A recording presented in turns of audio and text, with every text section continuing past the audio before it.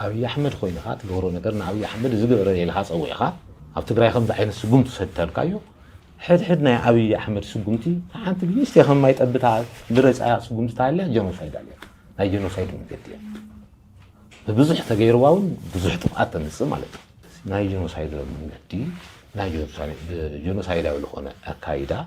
كمز نص نخلا لا ما يليس لازم بزي مسمر للوسط زي غرد أو يدبال نامور الباوندري زت المتحاسة يلين لازم تقرأي عفلا لما تحلوا أيبنا أنا عارف بوليتيكا عفلا أي وقصون عفلا سلزلوا أنا أي رقمون قبل نياون يقولون عفلا لا يقول مسمى نتحقق فاطمة لازم تقرأي بتصرح لها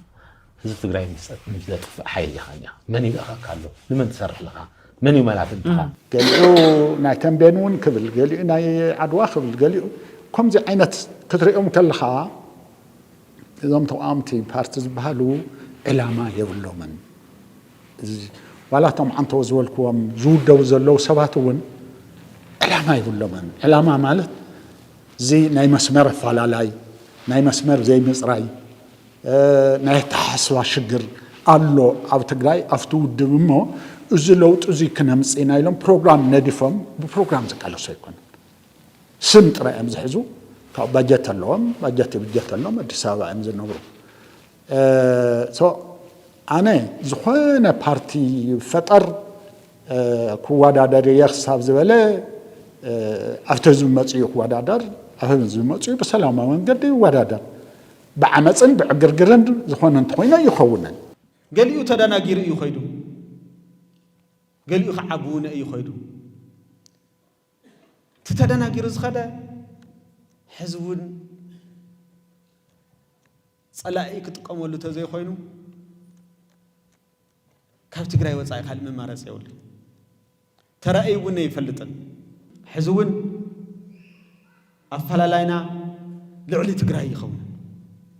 አፈላላይና ልዕሊ ህልውና ይኸውን አፈላላይና ልዕሊ ዝብሄር ይኸውን ገሊኦም በሐሳብ ዝፍትሑ ስለ ዝኾኑ አውዚ ኮይን ኻን ህዝብ ትግራይ ዝጠቅሙ ሐሳባት ምልዓሊ ካሊ كمودون زي صلى يخنا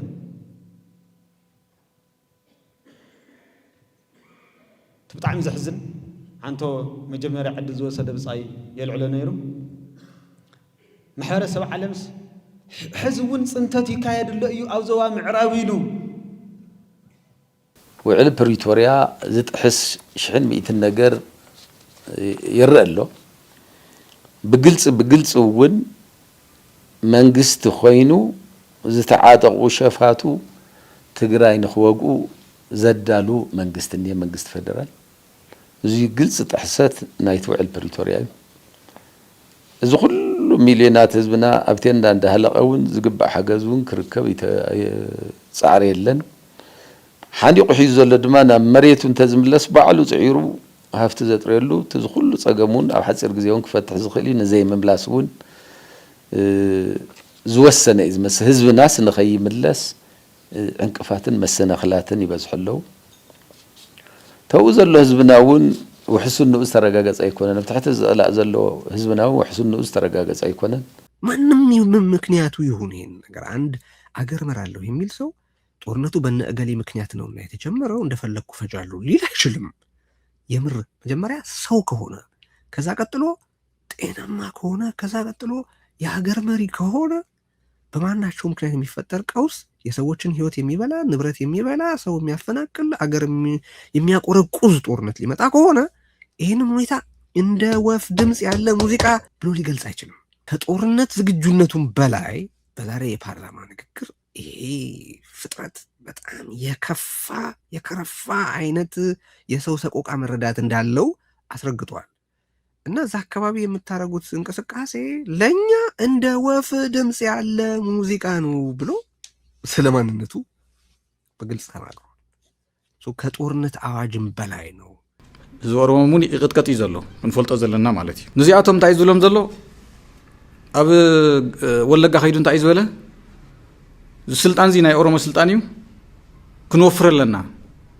ሰሜን ይልዓል ኣሎ ኢሉ ዋልታው ቅርጽ ክትሕዘ ይሞክሩ አብይ አሕመድ ንህዝብ ኦሮሞ ይወክልን ሓደ ክስመረሉ ዘሎ ብዙ ኻለ ወይ ቃለ ሰለው እዮም ስለዚህ ኣይኮነን ህዝቢ ትግራይ ንህዝቢ ሰሜን እውን ዘነጻጸር ከም ዝኾነ ዋልታው ቅርጽ ክትሕዘውን ይምኩር ከም ዘሎ ክስመረሉ ኣሎ ማለት እዩ ተዒላማ ትዋና ተልእኾ ኣብ ቀርኒ ኣፍሪካ ናይ ኢሚሬትስ ናይ እስራኤልን ሓይልታት ነድዮም ይወፅ ኣለዉ ይውቅዑ ስለ ዘለዉ ኢሚሬትስ ዘዋፈረቶም ዓመፅቲ ኣብ ቀርኒ ኣፍሪካ ብምልኦም እናተሰዓረት እያ ትኸይድ ዘላ ኣብ ቀልቀል ምጥፋእ በፅሑ ዘሎ RSF ኣብኡ ዝወፅሖ ዘሎ ሸኽሚ ንምቕላል ናይ ግድን ኣብ ሰሜን ኩናት ወልዕ ተባሂሉ ትእዛዝ ቀጢን ትእዛዝ ይተዋሂቦ ታብ 4 ኪሎ ዘሎ ስርዓት እቲ ናይ 4 ኪሎ ሰብኣይ ታውግን ተወልዕዋ ከዓ ኣዲስ አበባ ኣብ ቀረባ ግዜ ናይ ምድርና ሲኦል ምዃና ዘይተርፍ እዩ እዚ ሓደ ኩሉ መንእሰይ ክፈልጥ ኣለዎ ዘይተርፍ እዩ ሒዞሞ ዘለዎ ፕላን እንደገና ክነስምረሉ እንደሊ ንኣዲስ ኣበባ ዝኸዱ ዘሎ መናእሰይ ብልጽግና ኣብ ግፋ ኣብ ኢትዮጵያ ሙሉእ ዝጋደሉ ስለዘየለ ይገፍፍ ኣሎ እንታይ ቀጢን መምርሒ ውሪድሎም ኣሎ እንቶም ናቱ ትግራዋይ እንተኮይኑ ህዝቢ ከይትገፍዎ ኣብ ትግራይ ዘሎ መንእሰይ ፀረር ኢሉ ክሳብ ኣዲስ ኣበባ ዝውድእ ኣፍ ደገ ምስ ዓፀና ገዛ ዓፂና ክንገፎ ኢና ኣንጻር ትግራይ ክነሰልፎ ኢና ነቶም ተጋሩ ብተጋሩ ኢና ክነዋድኦም ናብ ኣዲስ ኣበባ ትኸይድ ዘለኻ ትግራዋይ መንእሰይ ጽባሕ ተገዲድካ ተሓኒካ ብድሕሪት ክላሽን ተቐባቢሉልካ ኪድ ነዲኻ ጥፍእ ክትበሃል ኢኻ ትግራይ ክትቆራረስ ጸሊም ታሪክ ስራሕ ክትበሃል ኢኻ ስለዚ ንሕና ንገብሮ ንሕልፎ ፃውዒት ንኣዲስ ኣበባ ትኸይድ ዘለኻ መንእሰይ ንዓድኻ ተመለስ ቶሎ እንተይተዓፅወ ነቲ ፅንተት ዝዓደመ መንግስቲ ኢትዮጵያ እዩ ተዓዲሞም ዝመፁ ብዙሓት እዮም እዚ መንግስቲ እዚ ፅንተት ዝዓደመን ዝመርሐን ኣየኦም ኮይኑ ከም ለማዲ እንስሳ ተፀጊዖም ኣብኡ ኮይኖም እናሰርሑስ ብዛዕባ ህዝቢ ንህዝቢ ርክብ ምስ ጎረባብቲ ዓድታት ይሕመሞም وحفرت كو يدلي أحد حدا جزء حزم سوات زيهم لما عدا أنساهم زخف أنا فرحان بس عنديو عم بس هاكوي لما ديو نمجوز هو سام ما يلمد مخناتهم نو أنت تكعوا الشجاز وصل زي اللي أنا بصبحيته بقى نو يصبح يدرزو يقلوا يلمد زي أمون كم يوم كينهم ህዝብ ለህዝብ ጥርጣሬ እንዲገባው በመንግስት ደረጃና በአቋም ደረጃ የሚሰራበት ሁኔታ ላይ እንገኛለን ያ ሁሉ እንግዲህ ያልበቃው ሲል የመጨረሻ ካርድ የሆነችው ነገር የኦሮሞ መንግስት ነኝና ኦሮሞ ሌላው ሊያጠፋ መጣብህ የምትለዋን የመጨረሻዋን ካርድ ለመጠቀም እንዳልከው የመጨረሻው 8 ዓመት የመሞቻው ዘመን ላይ ሰልፎችን በኦሮሚያ ብቻ ያደረገበትና ያንንም ደግሞ ከጎናችሁ ነኝ ለማለት ከአዲስ አበባ ጋር ተያይዞ ይነሳ የነበረውንም ነገር የበለጠ ከናንተ ጎንኝ እናንተ የምትፈልጉትን አደረኩ ለማለት ዛሬ የተለየ አዋጅ ያወጣበት ቀን ነውና በአጠቃላይ ሁሉም ነገር አጠቃላይ የኢትዮጵያ ሁኔታ ሁሉ ተሸምቅቆ በአብይ አህመድ ስር የገባበት አብይ አህመድ ደግሞ የኦሮሞ ህዝብ ውስጥ ለመሸጎጥ ከሞት ለመዳን የሚፍጨረጨርበት ዘመን ላይ እንገኛለን መሳይ ኣብ ኩሎም ፈተነታት ክነስተውዕሎ ዝግበአና ውድብ ህዝባዊ ወያነ ሓርነት ትግራይ ምሩፃት ክዋኽብቱ መራሕቱ እንዳሰኣነ ይመጽ ብተግባር ዝመርሕዎ ዝነበሩ መራሕቲ ኩሎም ሲኢንዎም በትሽዑ ዝነበረ እዋን ቶም ጀጋኑ ዝበሃል መራሕቲ ነቲ ተጋዳላይ እንዳርአይ ዝስውኡ እምበር ንድሓር ዝዕቀቦ ይነበሩ ካብተን ፈጣጥራ ሓይል እንተሪኢኻ ትሽዑ ዝነበሩ ሓይል ኣዘዝቲ ዝበሃሉ ዳርጋ ኩሎም የለውን ካብቲ ወታደራዊ መራሓ ሙሴ ጀሚርካ ካብቲ ጅግና ስሑል ጀሚርካ ካበጋእዚ ጀሚርካ ቶም ዝነበሩ ሓይልታት ብምሎም ኣዘዝቲ ዝበሃሉ ብምሎም ኮሚሳራት ዝነበሩ ዳርጋ ዝበዝሑ መስዋዕቲ ከፊሎም እዮም ንዑዩ ታሪክ ውድብ ሕወሓት ናይ ዓወት ናይ ጽንዓት ምልክት እዩ ዝበሃል ሕወሓት ሓደ ዓቕሚ ናይ ትግራይ በአንጻር መኸተ ሕወሓት ሓደ ዓቕሚ ናይ ትግራይ كمكتي نتجراي كورن زمتأخ مكتي ولا لا أبزيع مسوق نسرحنا أيكون المسحوحات مستمت مع السف زي الجبن سرحو نايرترا نايم حران حال تعطون كنسرحنا مش كله تجراي إن فاكت مش كله تجراي أبنا هلون نتجارو حبرنا نسرحنا إلا هنا أزي نتبهر زلنا تقداس نتيو طعي أمر زلوا مسحلين أزلوا زي يردوي يحبون يزقوا وامزي مش كلهم تجارو حبرنا نسرحنا نزلنا نمنتاي تهزن يا مارش غير سلندلي تقراي مر على خطن كف سلا زين دلي تقراي نتنا نسوس سلا زي مهرنا عوشت بزول قريتا ناصلا تسلف زول تاريخ سلا زيله ከምቶም ሓደ ቀምሽ ዕንቅፈን ዝውሉ ዘለዉ ንእሽተይ ምክንያትና ኣለሽ ንባንዳነት ምቅድዳም የፕሪቶሪያ ስምምነት ዓላማ ወደ ህገ መንግስታዊ ስርዓት ትግራይን መመለስ አገዛዙንም በህገ መንግስታዊ ስርዓት በተቀመጠው መሰረት በዚያ ልጓም ስር የትግራይን ጥቅሞች መብቶች ወሰኖች እንዲያከብር ማስገደድ ነው። ክልሎችን መልሶ ማዋቀር ግቡም ስልጣኑም አይደለም። ሪሜኪንግ ኦፍ ሪጂናል ስቴትስ የፕሪቶሪያ ስምምነት ዓላማም የመፈረም ምክንያትም አይደለም። በዚህም ምክንያት ስምምነቱ ትግራይ ሲል ህገ መንግስቱ በሚያውቃት መሰረት ነው። የራሱን ትግራይ የፕሪቶሪያ ስምምነት ሊፈጥር አይችልም። ዓላማው አይደለም፣ ግቡ አይደለም፣ ስሪቱ አይደለም፣ የመፈረሙ ዓላማ አይደለም፣ መንፈሱ አይደለም፣ ይዘቱ አይደለም። ያ ባይሆን ኖሮ የፕሪቶሪያ ስምምነት በመበየን መጀመር የነበረበት ትግራይ ስንል ብሎ ነው። that's not ያ አይደለም። ኤሚሬቶች ኤርትራ ውስጥ የሚፈልጉት ነገር አለ። ግን አብይም አሰብን በወደብነት ይፈልጋል፣ በባህር በርነት ይፈልጋል። እሱ ነው የሚጠጋጋ ትንሽም ቢሆን የሚጠጋጋ ነገር አላቸው ብዬ ያልኩ እሱን እኮ ነው። ኤሚሬቶች የሚፈልጉት ነገር የለም አይደለም አለ። ግን አብይም ቢሆን ከኤሚሬቶች በፊትም ቢሆን ኢትዮጵያ ውስጥ የአሰብ ጥያቄ በዚህ በህዋት 30 ዓመት 27 ዓመት ህዋት ኢትዮጵያን ሲገዛ የአሰብ ጥያቄ ነበረ። አሁን ደግሞ በአብይ ጊዜ እንደገና ሌላ ጥያቄ ሆኖ መጥቷል። ይሄ የአብይ የአሰብ ጥያቄ የአሰብ የኢትዮጵያ የሚለው አለ ውስጡ እንደውም አሰብን ወደ ኢትዮጵያ አስመለሰ መሪ መባል ይፈልጋል። ዛሬ ደግሞ የኤሚሬቶች ሌላ ትልቅ ኢንተረስት አለ። እነዚህ ሁለት ኢንተረስቶች ይሳሳባሉ። እሱን ነው እያልኩ ያለሁት። በስሩ ያቀፋቸውን የትግራይ ተወላጆች በፖለቲካ ረገድ ራቁታቸውን አቆሟቸዋል። ከብልጽግና ጋር ለመስራታቸው የሚያቀርቡት አንዳችም ረብ ያለው ምክንያት አሳጥቷቸዋል። ከዛ በፊት ይባል የነበረው ምንድነው? አይ ከብልጽግና ጋር እኮ እያበርን ያለ ነው በሰላማዊ መንገድ የትግራይን ጥያቄዎች ለማስመለስ ብለን ነው ነበር የሚሉት። ሄደው ሞክረው ዘምተው ያገኙት ውጤት ግን የአገኘው ተሻገር ደብዳቤና የምርጫ ቦርድን ውሳኔ ነው። ማለት ፋርስ እኮ ነው።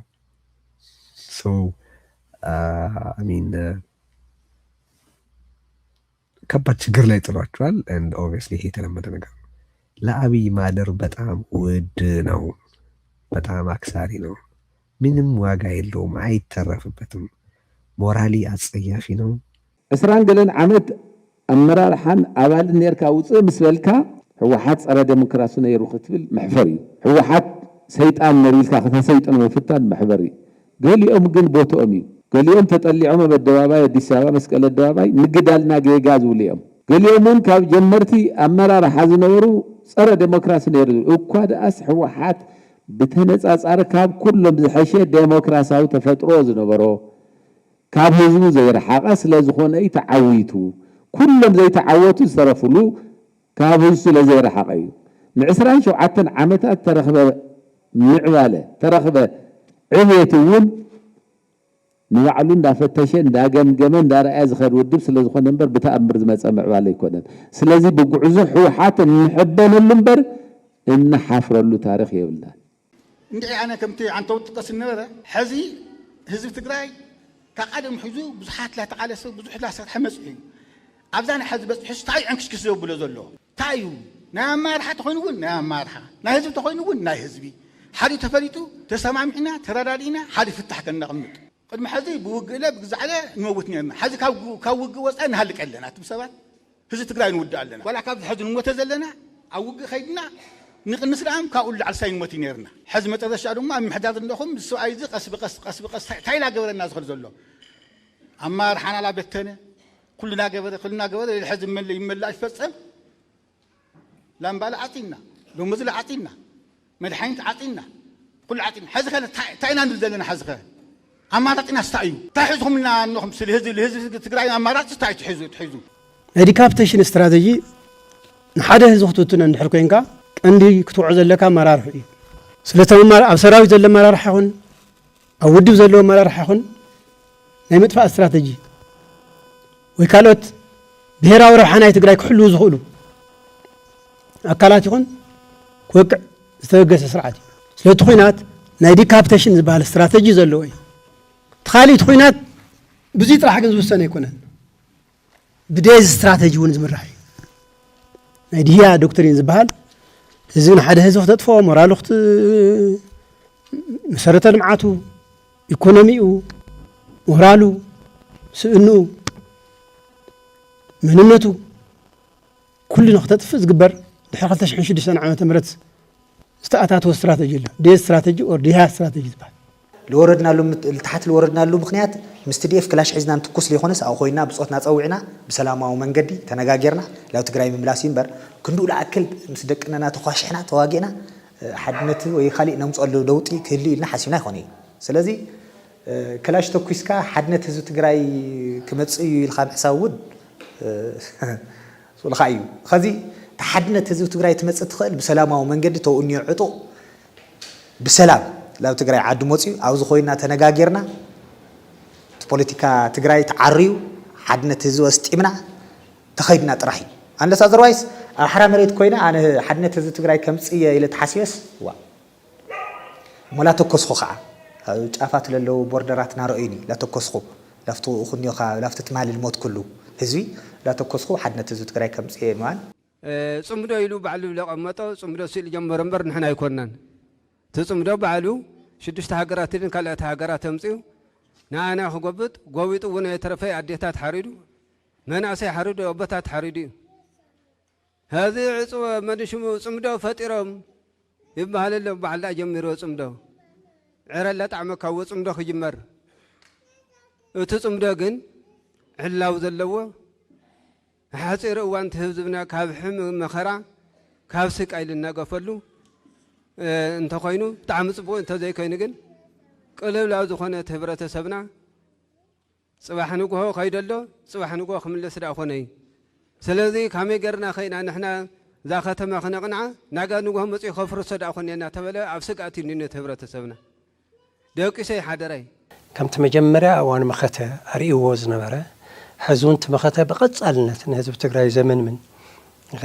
نهزب تقرأي نبدك كذاتو نبز خفة هنا تتبين وزر سلسخونة بتي جميل وزن برا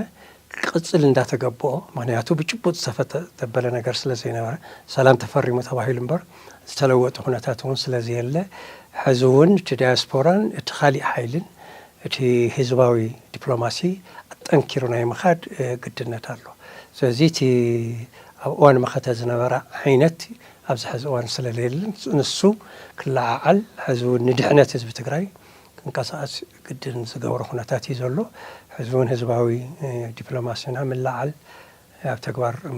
كله كنقصاص مقبر زد ليلنا مدرخنا زني جنرال سامورا የትግራይ ህዝብና ህወሓት አንድ ናቸው ብሎ መናገሩ መጨረሻ ላይ ያመጣውንና በመጨረሻ ላይ የሆነውን ነገር የምናቀውና ያየነው ፊልም ያየነው ቲያትር ነው ማለት ነውና ይሄ የትም እንደማያደርስና መጨረሻው መጥፎ እንደሆነ ስለሚታወቅ እንደውም ከዚህ የምንረዳው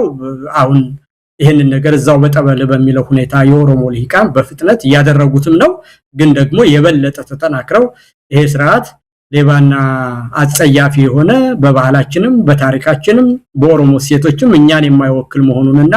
ይሄ የዘራፊ ቡድንና ባላባይ ክሊክ የራሱን ኦሊጋርኪ የፈጠረ ቡድን እኛን አይመለከትም የሚለውን ድምጽ ሌላውም ህዝብ የኦሮሞን ህዝብ ከነዚህ ሰዎች ጋር አያይዞ እንዳያየው በተከታታይ ማስተማር ያስፈልጋል አብይ ግን ተስፋ መቁረጡንና የመጨረሻ ምሽግ ያላትን ዘረኝነት ውስጥ መደበቁን በግልጽ ያሳያል ግን ኤርትራ መንግስት አትሊስት ፕሬዝዳንት ኢሳያስ አፈወርቂ በህይወት እስካለ ድረስ እንደዚህ አይነት ነገር የኢትዮጵያ ውስጣዊ ጉዳይ ውስጥ እጅ አስገብቶ የመበጥበጥ ይሁን ሌላ ነገር ፍላጎት የለውም ለምንድን ነው እንደዚህ ከብልጽግና በኩል የሚባል በተደጋጋሚ ከተባለ ግን ሁለት ምክንያት አለው አንደኛ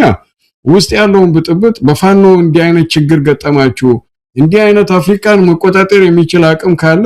ለምንድን ነው ፋኖን ማስታገስ ያልቻላችሁ እና በፋኖ እንዲህ ተደረገን ከማለት በጣም የሚያሳፍር ቪዲዮ ከተዘርግቶ ነበር አንድ ጊዜ አይተዋል እርግጠኛ ነኝ ብራኑ ጅላ መሪያችን ተማርኮ ነበር እኛም ተደርግመናል የሚል የብልጽግና ወታደሮች በብዛት የፋኖ ይማረካቸው እና ይህን ነገር በፋኖን የተማረክ ነው ከማለት ይልቅ በሻዕቢያና በሱዳን በሌሎች የተደረገ ጦርነት ነው ማለት ይቀላል ነገር ግን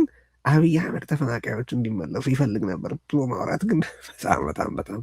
አዋራጅ ነው። ቢያንስ በህወሓት በኩል ያሉት ሰዎች እኛም አብረን ከተመለስን ተፈናቃዮቹ መመለስ አለባቸው በሚለው ይስማማሉ። አብይ አህመድ እኮ ግን አንደር ኤኒ ኮንዲሽን ነው ተፈናቃዮቹ እንዲመለሱ የማይፈልጉት አንለስ ደመቀ ዘውዱ እዛው ቁጭ ብሎ ባለበት ሄዶ ለመመለስ የፈለገ ተፈናቃይ ካለው በስተቀር ያ ደግሞ የመኖር ምርጫ አይደለም፣ ሱይሳይዳል ነው እሱ። ስለዚህ ተፈናቃዮችንም በተመለከተ አብይ አህመድ ያለው አስተያየት ይሄ ነው። ኦኬ አሁን እዚህ ላይ መነሳት ያለበት ሌላ በጣም በጣም በጣም ወሳኝ ነጥብ አለ። ይኸው ምንድነው? አከራካሪነት በተመለከተ ነው።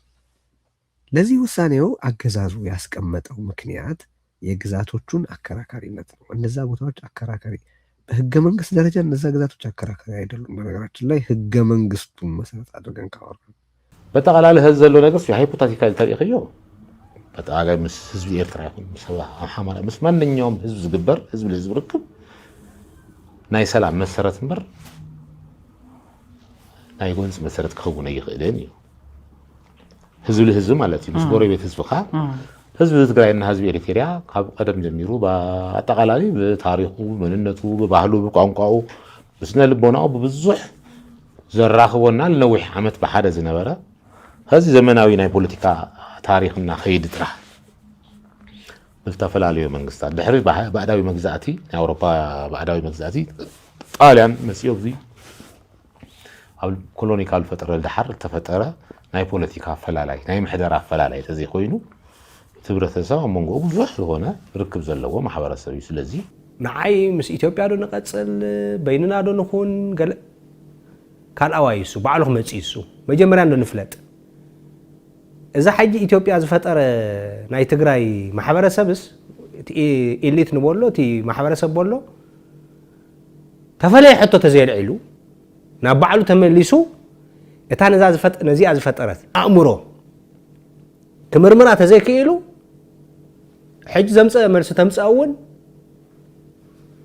እዚኣ ኢና ክንደግማ በይንና ኢና ክንደግማ ወይስ ምስ ኢትዮጵያ ኮይና ክንደግማ እዩ ትሕቶ ሰው ተጸገም ሳብ ኢትዮጵያ ኮነን ዘሎ ተጸገም አፍታናትና አእምሮ እዩ ተአምሮና ክንፍትሽ ኣለና ተአምሮና እንዳገለሃና ትድርዕቶታት ክንከይድከና እቲ ባዕልና ማንነትና ክንረኽቦ ኢና ካው ተበጊስና መዓት ነገራት ክንገብር ንኽእል ኢናና ምክንያቱም በህወሓት ጊዜ ቅድም እንዳልኩ ሬሌቲቭ አንጻራዊ የሆነ ሰላም አለ ኢትዮጵያ ውስጥ። ሰዎች ከቤታቸው ወጥተው ይገባሉ። ሰው ኢንቨስት ያደርጋል። በየትኛውም የኢትዮጵያ ክልል ሄደው ኢንቨስት ያደርጋል። አሁን እኮ ኢንቨስተሮች ከኢትዮጵያ እየወጡ ነው። ብራቸውን ይዘው ወደ ሌላ ሀገር እየሄዱ ነው። ይሄ ሁሉ ችግር ነው ያለባት ኢትዮጵያና እቺን ኢትዮጵያ በአዲስ አበባ ብቻ መስሎ ማስቀመጥና በአዲስ አበባ እንትን ማለት በጣም በጣም በጣም በጣም የ130 ሚሊዮን ህዝብ ሀገር ናት። ባይዘይ ከ130 ሚሊዮን ህዝብ ውስጥ አዲስ አበባ ያለው እኮ 5 እና 6 ሚሊዮን ህዝብ ሊሆን ነው። እሱም በከፍተኛ ስቃይ ላይ ያለ ህዝብ ነውና ሪሊ አዲስ አበባ የኮሪዶር ልማት የሚባለው ነገር የኢትዮጵያን እውነታ 1/1,000,000 አይገልጽም። አብይ ነው ቆራው የመሰለኝ። ምክንያቱም በየኮሪዶሩ በየእንትኑ ነው ከፍ ብሎ እኮ ያይም እኮ ከፍ ብሎ ቢያይልን የሀገር መንግስትን መናጋት ቢያይ የሥርዓተ መንግስትን መፍረስ ቢያይ እኮ ያነበረ እኮ መሪነት እና ይልቅ ከፍ ብሎ እየበረረ ያለ ይሄ ባለቀኔ በእውነት ይሄ አርቲስት ነው ቴዎድሮስ። እና አንዱ በጣም የምደነቅበት እኔ በቴዎድሮስ አሁን ብቻም አይደለም አሁን ስለ ፍቅር የገጠመው ባለፈው በበፊቱ ሙዚቃው ላይ ስለ ጸባይ ያወራን ስለ ምንድነው ስለ ተሳስተናል የሚል አንድ መዝሙር አለው እና አንድ ላይ ብንኖርም ተለያይተናል የሚል አንድ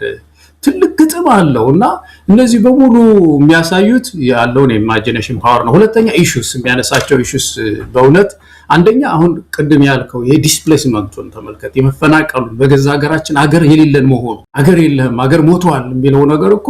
ማንቂያ እኮ ነው፣ ትልቅ ነው። ኢትዮጵያስ ንፈልጣ ኢና ኢትዮጵያ ከምዚኣ ኢሉ ድርዕቶ ዝፈጥር ሓይሊ ሓቢር ክሰርሕ አይከለኒ